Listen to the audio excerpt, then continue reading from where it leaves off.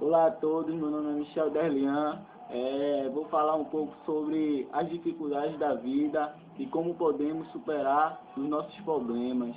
No texto que se encontra em 2 Reis, no capítulo 4, do versículo do 1 ao 7, que diz, que fala sobre Eliseu aumenta o azeite da viúva.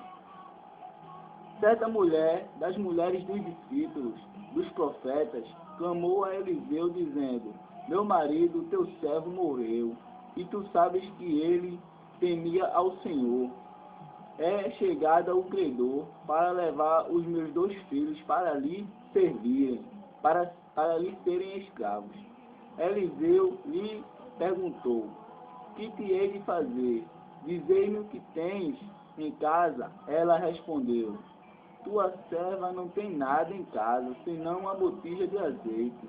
Então disse ele: Vai, pede emprestado vasilhas a todos os teus vizinhos, vasilhas vazias, não poucas. Então entra e fecha a porta sobre ti e sobre teus filhos, e deita o teu azeite em todas aquelas vasilhas, e põe à parte a que estiver cheia. Partiu, pois, dele, e fechou a porta sobre si e sobre seus filhos. Estes lhes chegavam as vasilhas, e ela as enchia. Cheia as vasilhas, disse ela a um dos filhos: Chega-me aqui mais uma vasilha. Mas ele respondeu: Não há mais vasilha nenhuma. E o azeite parou. Então foi ela e fez saber o homem de Deus. E ele disse: Vai, vende o azeite, paga a tua dívida, e tu e teus filhos vivei do resto. Esse é o texto bíblico, né, que se encontra em 2 Reis, capítulo 4, versículo do 1 ao 7. Ele fala como nós podemos superar nossas dificuldades. E eu vou dar um exemplo aqui, né? Narrando um texto aqui. Um pouco de azeite paga uma grande dívida. O que isso significa? Temos sido desafiados nestes últimos dias a dar o verdadeiro valor às pequenas coisas, aos pequenos começos, aos pequenos detalhes. Assim como um excelente perfume ou um veneno não precisa de grande quantidade para provar sua eficácia, a Bíblia tem estúpidas riquezas em pequenos textos, e este é um deles. Eliseu estava no auge do exército do seu ministério, quando uma mulher foi encontrar-se com ele a fim de ter sua situação resolvida. Seu marido havia morrido, deixado uma dívida a ser saldada. O credor estabeleceu que se ela não quitasse a dívida, levaria seus 2 filhos como pagamento da dívida. Veja que situação horrível. Já havia perdido o marido, agora estava na eminência de perder seus 2 filhos. O diabo sempre virá para matar, roubar e destruir. Além de ter morrido aquele marido, ficaria sem ser lembrado de forma prazerosa, pois sempre a viúva lembraria, e era por causa de uma dívida deixada por ele, que iria ficar sem seus 2 filhos. Vou falar aqui 3 atitudes que nós devemos tomar para superar nossas dificuldades.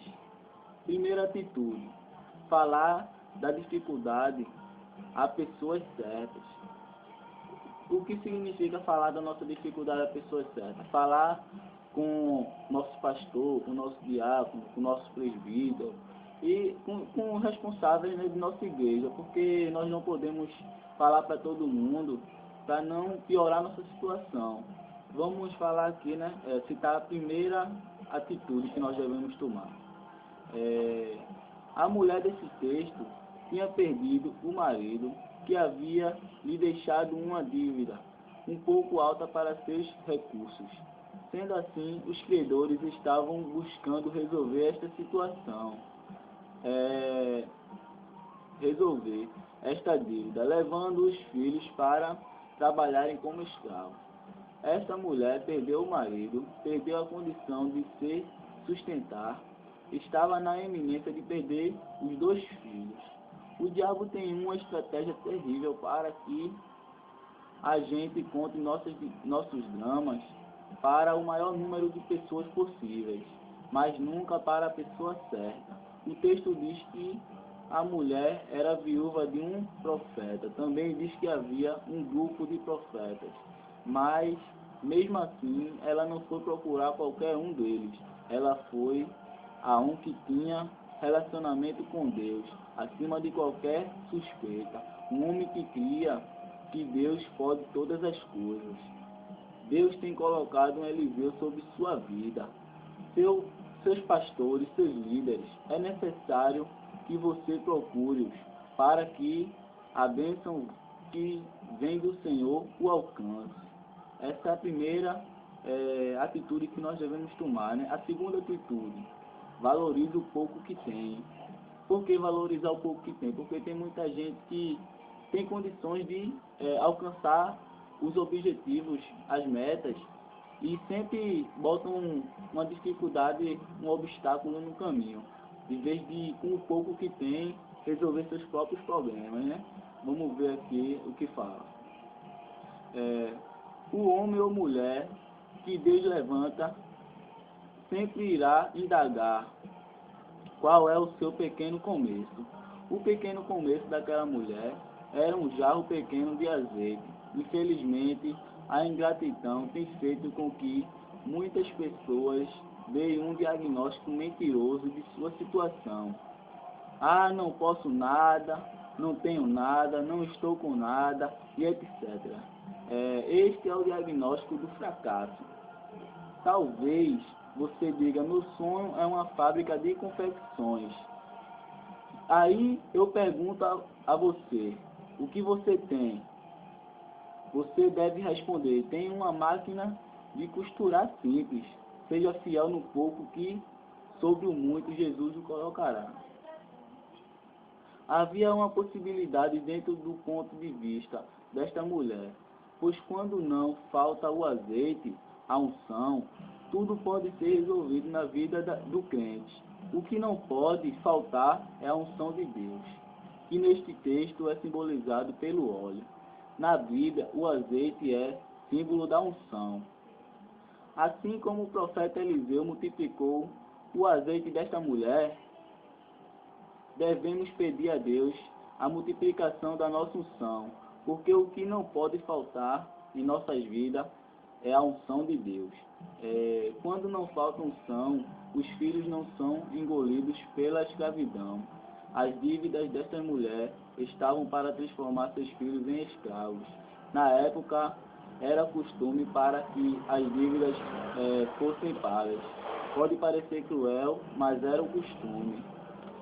Terceira atitude que nós devemos tomar: evidencie sua fé aos outros para que creiam em Deus. Isso é o principal, né? Você tem que mostrar que você tem fé em Deus, que acredita em Deus e que Ele resolve todos os seus problemas, entregar seus problemas na mão de Deus. A mulher foi desafiada a pegar emprestada muitas vasilhas vazias. Com certeza seus vizinhos indagaram-na. Por quê? E ela teve a oportunidade de contar o que estava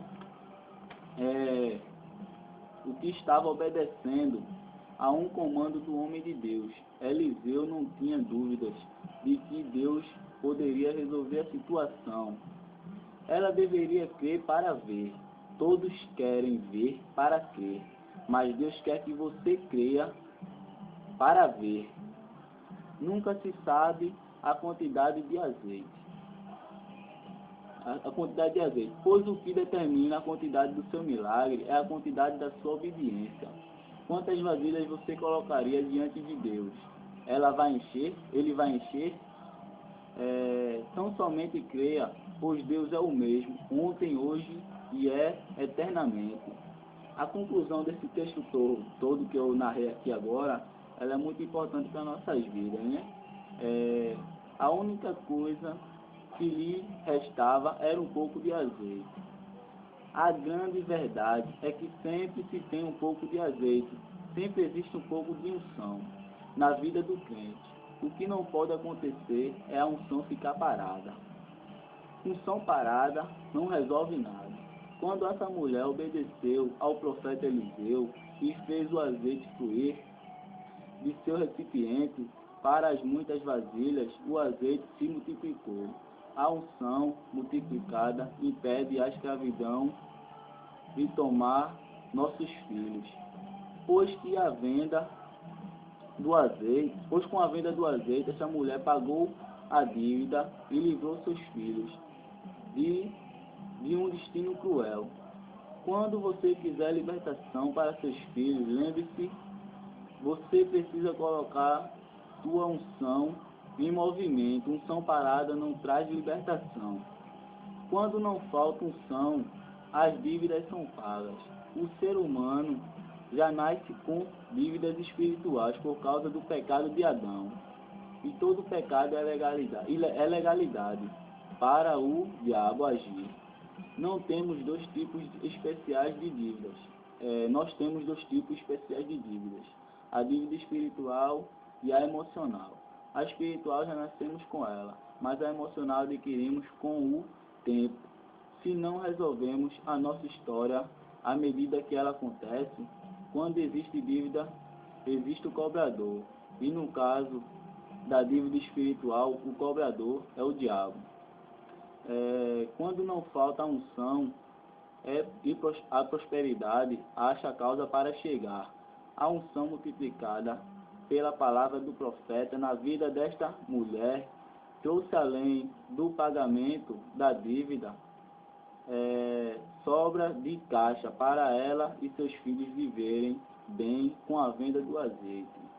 Quando a unção entra em operação, a prosperidade vem, porque a prosperidade é atraída pela unção de Deus em nossas vidas. A Bíblia diz que nós seremos perseguidos pela prosperidade. Se encontra em Deuteronômio 28. Agradeço, a quem estiver assistindo esse vídeo. Pai do Senhor, que Deus abençoe.